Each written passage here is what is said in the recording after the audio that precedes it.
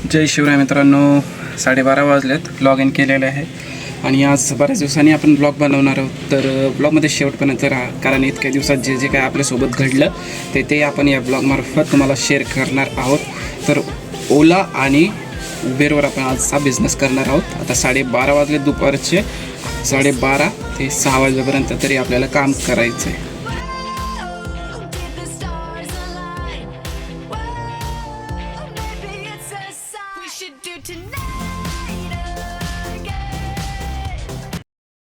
मला कायम वाटतं की मी चुकीच्या ट्रिप्स उचलतो आणि आता झालं पण असंच. रोज मी चुकीच्या ट्रिपच उचलतोय का काय माहिती. माझं म्हणजे नशीबच खराब आहे असं वाटतंय. कस्टमर मला बिलकुल चांगले भेटत नाही. आता हे जे पहिली ट्रिप होती, मी 70 रुपयाची उचलली होती ओलाला आणि ते आलं होतं सेलेस्टियल सिटी. आता मी म्हणलं असेल सेलेस्टियल सिटीज त्या साईडचं, पण ओलाला काय होतं की सेलेस्टियल म्हणलं की तो परिसर येतो तिथला. हे होते काय ते सिल्वर काहीतरी आहे ना, इथं एक सोसायटी आहे. एकच मिनिट, काय नाव आहे, सिल्वर गार्डन या सोसायटीचा. तर कस्टमरचं म्हणणं आहे मी रॉंग साईडने घ्यावी. मी रॉंग साईडने का घ्यावी मला सांगा. जर कोणी आलं आणि ठोकलं आपल्याला, धडकावले आपल्याला, आपल्या गाडीला काय झालं, आपल्याला काय झालं, कस्टमरला काय झालं, कोण रिस्पॉन्सिबिलिटी घेणार? हे कस्टमर नाही. कस्टमर लगेच निघून जातं आणि कस्टमरला लागलं तर आपल्याला पोलीस उचलणार. तू का आला रॉंग साईडने, केस आपल्यावर होणार. कस्टमरला हे कळत नाही. मी कस्टमरला म्हणलं अवकाशाला म्हणलं युटर्न मारून येऊ. मला म्हणते का सगळेजण येतातच, सगळेजण जातातच रॉंग साईडने. सगळ्यांचा काय प्रॉब्लेम आहे, मला काय करायचं, सगळे येतील जातील.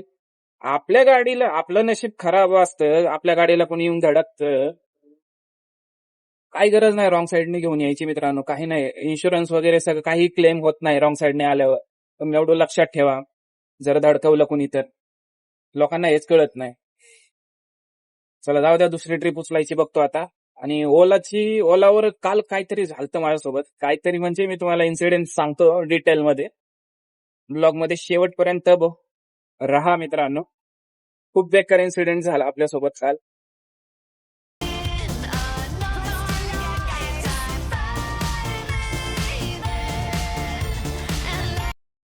तर काल काय झालं की सकाळी सकाळी मी निघालो 8 वाजेपर्यंत बरं का.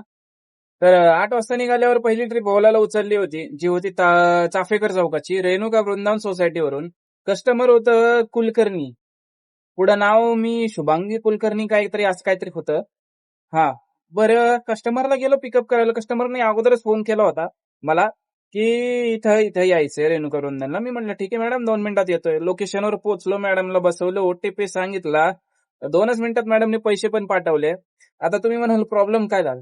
तर मेट्रो मेडिकल पासून मला लेफ्ट मारायचा मला दाखवतं ओलानी, आणि मॅडम म्हणले मला की अहो तिकडून कशाला घेता, इकडून घ्या. म्हणजे ते बोलण्याची पद्धत जरा थोडीशी चुकीची होती की एरोगंटपणे जे म्हणजे उद्दामपणे बोलत होती मला ती. इकडून कशाला घेतला, इकडून घ्या. मी म्हणलं मॅडम अहो लेफ्टनी मला इथं दाखवतंय. ते काय नाही, तुम्हाला कळत नाही, असं तसं बोलायला लागली. म्हणली काय तुम्ही असे रिक्षावाले, अक्षरशः एवढं घाण बोलत होती मला. आणि माझ्या मित्रांनी अगोदरच मला सांगितलं होतं की अशी अशी कस्टमर आहे, तिथूनच बसतील तिच्यासोबत. त्या रिक्षावाला म्हणजे माझा मित्र जो रिक्षावाला आहे, ती कुलकर्णी मॅडम आहे, दोघांचं अगोदरच वाजलं होतं. आणि मला त्या मित्रांनी मला सांगितलं होतं की अशी अशी कस्टमर आहे, असं असं झालं. आणि सेम तशीच भांडणं तिने माझ्यासोबत काढली. 3 ते 4 मिनिटाच्या पुढे गेलो असं ना आम्ही, रोडवरती मला काही ना काही बोलतच होती. शेवटी उतरली, म्हणली माझं उतर इथं, मला मला तुझ्यासोबत जायचं नाही. आणि तिथूनच बोलायला लागले, तुम्ही रिक्षावाले असले, तुम्ही तसले. नाही नाही, मी तुम्हाला सांगू शकत नाही मित्रांनो, एवढी एवढी घाण बोलत होती मला. आणि ती उतरली. मी म्हंटल मॅडम तुमचे जे पैसे पाठवले ते मग तुम्हाला रिटर्न करतो. नाही म्हणली, मी स्कॅनर बिनर काहीच देणार नाही, तुला ते पैसे पचणार नाही. असा म्हणजे तिने एकदम हेच केलं होतं, डायरेक्ट हंगामाच करत होती रोडवर. मी तिथून निघालो. मला माहितीये अशा पॉइंटला तुम्ही तिथं थांबले तर ते उगाच काहीतरी मॅटर मोठं होणार होतं. आणि मी तिथून निघालो. भरले तुम्ही म्हणा की भले म्हणा, मला मी पळून गेलो. बरोबर, मी पळून गेलो. आता मी जर नसतो गेलं, मी जर जेव्हा तोंडाला तोंड लावलं असतं, ती बाई हाय सर्किट आहे थोडक्यात ती. आणि तिने अजून दोघा तिघांना गोळा केले असते. तिने 100 नंबरला कॉल केला वरतून. मी तिथून गेलो, मला 3 फोन आले तिचे टोटल बॅक टू बॅक. म्हणली तुम्ही असं केलं, तुम्ही तसं केलं, मी पोलिसांना फोन केलाय, पोलीस येतात ते. आता मी म्हटलं, आणि फोनवरच मी तिचा कॉल रेकॉर्ड केलेला आहे. आणि ती पण म्हणत होती, मी तुमचा कॉल रेकॉर्ड करते. मी म्हणलं मॅडम, मी तुम्हाला काही चुकीचं बोललो नाहीये, मला लोकेशनवर असं दाखवते, भले तुम्ही व्यवस्थित बोलले असते तर मी तुमच्या रूटने घेऊन गेलो असतोच ना म्हणलं, आणि अर्ध्यापेक्षा निम्म्या रूटने तुमच्याच रूटने आलोच ना. तुम्हीच मला उलट पालट बोलत होते, शिवाय देत होते. मी असं कॉलमध्ये बोललो. कट केला, परत कॉल केला. मी शेवटी वैतागून, तिने मला 3 बॅक टू बॅक कॉल केले. मी ब्लॉक करून टाकला तो नंबर. तर सांगायचा मुद्दा,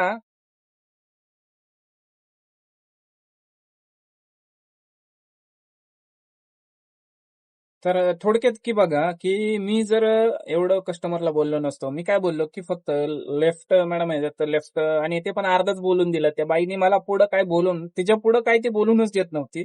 जे तिचा तोंडाचा पट्टा चालू केला ना, तिने थांबवलंच नाही.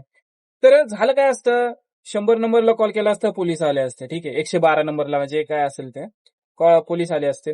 समजा चुकून माकून जर तिने आचा ओ केला असता, पोलीस कंप्लेंट झाली असती, माझ्या नावावर केस झाली असती, ओला उबेरची आयडी बंद झाली असते, सगळं बेकार झालं असतं. 2 मुली आहेत मला या वयात, तर आता 35 वर्षाचा आहे मी. आजपर्यंत पोलीस चौकी कधीच बघितली नाही मित्रांनो मी, आणि मला इथून पुढे बघायची पण इच्छा नाहीये. तर त्याच्यामुळं माझी चुकी काय झाली, की मी तिला बोललो, बाबा तिने जर म्हणलं असतं ना इकडून घे, तर इकडून घ्यायला पाहिजे होतं. आणि इथून पुढे मी तेच करतोय, की कस्टमर जे बोलेल ते बाबा तुम्ही खरे.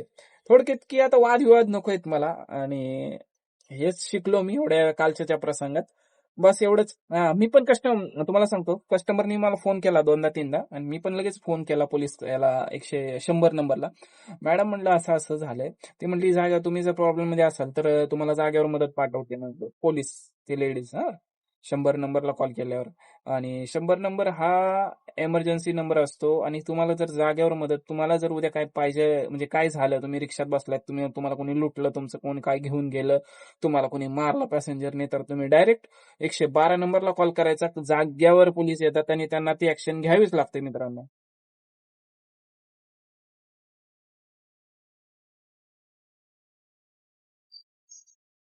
आपण आहोत इन्फिनिटी वर्ल्ड पुनावळे येथे, आणि इथून ट्रिप उचलली आहे डी विंग पासून आहे, आणि 80 रुपयाची ट्रिप आहे किवळ्याची. बघा भावांनो, बरेचसे लोक आता गावाला गेलेले आहेत, कारण आता सुट्ट्या संपणार आहेत काही दिवसात, शाळा पण चालू होतील जून महिन्यात. तर त्याच्यासाठी बरेच जण गावाला गेलेले आहेत कस्टमर, त्याच्यामुळे धंदा कमी झालेला आहे. ड्रायव्हर पण गावाला गेले आहेत, आणि कस्टमर लोक पण बरेचसे गावाला गेलेले आहेत, काही फिरायला गेलेले आहेत. त्याच्यामुळे आपला धंदा थोडा स्लॅक होतो. आता बऱ्याच जणांना अनुभव आला असेल, तर घाबरू नका, कारण पावसाळा चालू झाला की धंदा परत वाढणार आहे. तरी सरासरी 1200-1300 रुपये सरासरी इझी धंदा होतो. असं नाही की धंदा होतच नाही काय. थोडे दिवस पाऊस पडायला चालू झाला की धंदा आपला वाढणारच आहे. उबेरच्या ट्रिप आहे ना, मला भीतीच वाटते उबेरची ट्रिप मारायची म्हणजे, कारण कारण कुठल्या ट्रिपला किती प्रमोशन देईन काहीच सांगता येत नाही. आणि मीटर म्हणलं तर कस्टमर म्हणते, नाही मीटरने आम्हाला एवढं प्रमोशन भेटतं, आम्ही कशाला मीटरने जायचं. असं घडलेलं आहे. सकाळपासून 2दा झालं, सकाळपासून नाही, 12 वाजल्यापासून 2दा झालेलं माझ्यासोबत. असं मीटरने सांगितलं तर म्हणतात नको आम्हाला प्रमोशन आहे, असं तसं तसं नाही म्हणतात. मग कॅन्सल करावं लागतं, कॅन्सलेशन रेट वाढतो, ट्रिपा पडत नाहीत मग लवकर. तर आता हे 80 रुपयाची ट्रिप उचलली म्हणलं, कारण हायवेने लवकर जाऊ आपण, लवकर सोडू आणि तिथून रिटर्न ट्रिप घेऊन येऊ, असा धंदा होतो. नाहीतर फक्त मीटर आणि एरोगंटपणे आपण बोललो जरा उद्दामपणे कस्टमरला, तर कस्टमर नाही तयार होत. बघा मित्रांनो, आता मी लोकेशनवर इथं पोहोचलेलो आहे, आता तुम्हाला दाखवतो मी. तर रयत पंपिंग स्टेशनच्या इथून आपल्याला ट्रिप पडलेली आहे, 2 किलोमीटरची ट्रिप आहे, 48 रुपये. आता कस्टमर कुठं थांबलंय तुम्हाला दाखवतो, लोकेशन इथलं दाखवलंय, मी जागेवर थांबलोय, कस्टमर कुठं जाऊन थांबलंय ते पण दाखवतो तुम्हाला. तर हे दिसत असेल तुम्हाला, हे दिसते बघा, हे आहेत कस्टमर. आता आपल्याला जायचंय इथून पुढून युटर्न मारणार मी, मग इथं येणार, हे अजून 1 किलोमीटर पडणार आपल्याला. तर हे असे कस्टमर असतात, लोकेशन इथून इथून बुक केले असेल आणि तिकडे जाऊन थांबला असेल हुशार, हे असे लोक असतात. तर मला कस्टमरला एक सांगायचंय, की तुम्ही गाडी बुक करताय तर तुम्हाला खूप स्वस्तात गाडी भेटतीये, आणि तुम्ही ड्रायव्हरला विचित्र पद्धतीने कसं काय बद्दल म्हणजे असं बोलू शकतात मला ते कळत नाही. कस्टमर लोक असे का बोलतात ड्रायव्हर लोकांना काय माहिती. असं बी नाही ड्रायव्हर तुमचा गुलाम आहे. ड्रायव्हरची गाडी, ड्रायव्हरचा मोबाईल, ड्रायव्हरचं रिचार्ज सगळं ड्रायव्हरचं.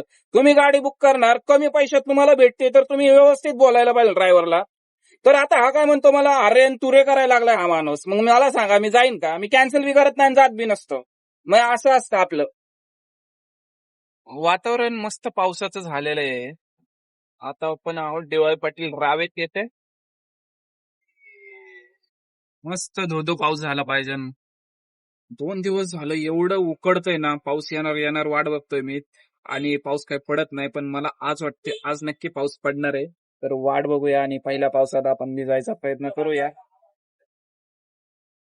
लवकरच वायपर आपल्याला, हे वायपरचा ब्लेड आहे तो आपल्याला चेंज करावा लागणार आहे. आणि चालतोय का बघूया, आता पाऊस जर आला तर चालतोय बाबा.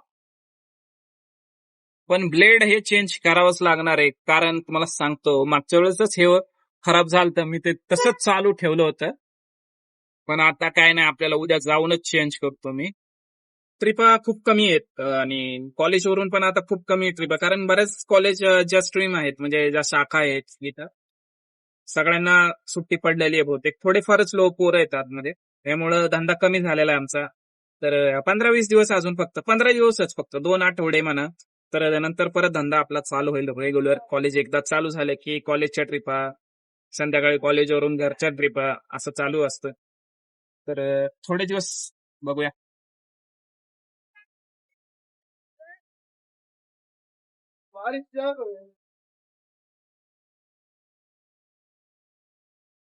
कसलं वातावरण झालंय, पाऊस तर धो धो पडणार आहे वाटतंय.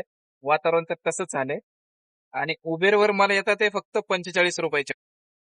तर आता मी 100 रुपयाची ट्रिप उचललेली आहे. आता चाललोय कस्टमरला घ्यायला, करतो ड्रॉप. ओलाची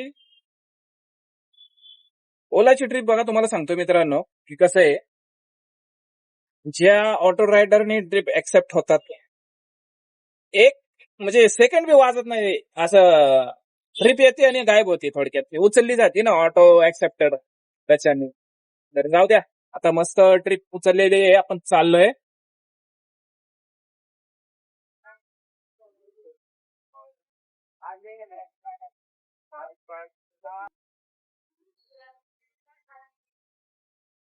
तर घरी आलेलो आहे, 6:15 वाजलेले आहेत. दुपारी आपण लास्ट शूट 4:30 वाजता की 5 वाजता काहीतरी केलं. तर त्यानंतर 1.5 तास आपण आपल्याला टाइमच भेटला नाही, कारण गाडी आपली चांगली फिरत होती पावसात आणि रेड पण चांगला भेटत होता. त्यामुळे आपण काही शूट केलं नाही, कारण इकडून पाणी तिकडून पाणी, सगळीकडून पाणीच पाणी गाडीमध्ये. आणि कारण पडदे बिडदे सगळे काढून टाकलेले आहेत आपण आपण आता डायरेक्ट नवीनच आणणार आहे. तर धंद्याचा विषयही बोलायचं झालं, ओलामध्ये आपण 800 रुपये केलेत आणि उबेरमध्ये 300-350 रुपये. तर 1150 रुपये कालच्या सीएनजी वर भरलेले म्हणजे केलेले आहेत. सीएनजी आपण उद्या भरूया. तर आता आल्यावर कपडे वगैरे चेंज केले, व्यायाम करत होतो त्याच्यामुळे बनेनवर शूट करतोय. तर आपला एंडचा शूटिंग राहिलं होतं त्याच्यामुळं. तर एवढाच बिझनेस झाला, 1150 रुपये दुपारी 12 ते संध्याकाळी 6:30 वाजेपर्यंत. तर ब्लॉग कसा वाटला मित्रांनो, नक्की कमेंट करून सांगा. लाईक शेअर कमेंट करा. जय हिंद, जय महाराष्ट्र. भेटूया आपण नेक्स्ट ब्लॉग.